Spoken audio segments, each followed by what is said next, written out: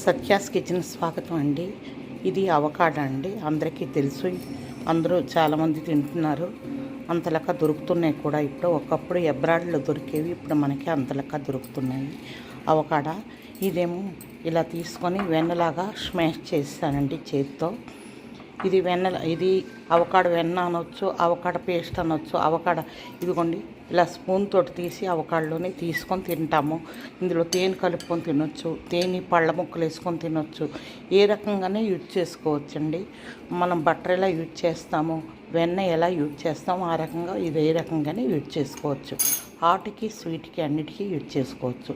ఇప్పుడు మనం ఒక రా ఫుడ్ చేసుకుందామండి. చక్కని రా ఫుడ్ ఆరోగ్యానికి చాలా మంచిది.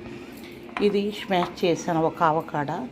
ఇవేమో కీరా అండి, ఇది కొబ్బరి ముక్కలు, క్యారెట్, ఇది మొలకలు, పెసలండి, మొక్క పెసలు. ఇది అవకాడో గింజ అండి. గోళంలో వేద్దామని పక్కన పెట్టాను. ఇది మిరియాల పొడి, ఇది ఉప్పు, నిమ్మరసం అండి. ఇప్పుడు ఇవన్నీ మనం ఈ బ్లెండర్లో వేసుకోవాలండి.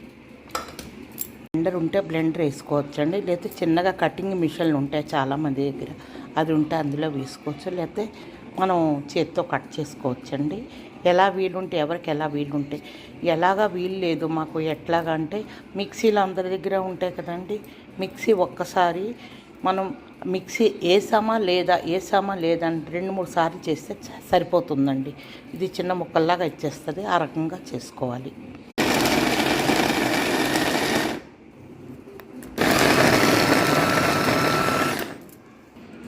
ఈ రకంగా చేసుకున్నామండి. ఇప్పుడు ఇలాగ మనకి పెసలు దీని మూలంగా ఇలా తినాలని ఇష్టం లేకపోతే ఒకసారి ఇవి కూడా వేసేయవచ్చు. అన్నీ కలిపి స్మూత్గా ఒక రకంగా తినవచ్చు అనమాట. పెసలు వేసాం కదా, ఎక్కువగా మనం మిక్సీ ఇది చేయకూడదు. పెసల మూలంగా తింటే మంచిది. తినకపోతే వీటిలాగే స్మూత్గా కావాలంటే ఒక్కసారండి ఇట్లా అంతే, అయిపోయిందండి. ఈ రకంగా చేసుకొని మనం ఇందులో వెయ్యాలండి. ఇలాంటి ఫుడ్ని అమృతాహారం అంటారు, రా ఫుడ్ అంటారు. యోగా గురువులు, తర్వాత ఏమో ప్రతి ఈ యోగా రకరకాల ఎక్సర్సైజ్ క్లాసులు ఉంటాయి కదండి, చాలా రకాలు ఉంటాయి కదా. ఏ గురువు దగ్గర క్లాసులకి వెళ్ళా ఈ టైపు ఫుడ్ చెప్తారనమాట. ఇదే ఫుడ్ అని కాదండి, మీ మేధస్తో రకరకాలుగా చేసుకోవచ్చు. అయితే పచ్చికూరలు బాగా మెడిసిన్స్ లేకుండా అవి ఉప్పు నీళ్ళలో ఒక పావు గంట నానబెట్టుకొని బాగా కడుక్కొని ఫ్రెష్ కూరగాయలు ఇలా చేయాలి. అది ఫ్రెష్గా తినాలండి. ఇలాంటి ఫుడ్ని గంటన్నర లోపే తినాలి. నిలవ పెట్టి ఫ్రిడ్జ్లో పెట్టుకొని తినకూడదండి. అది బాగా గుర్తు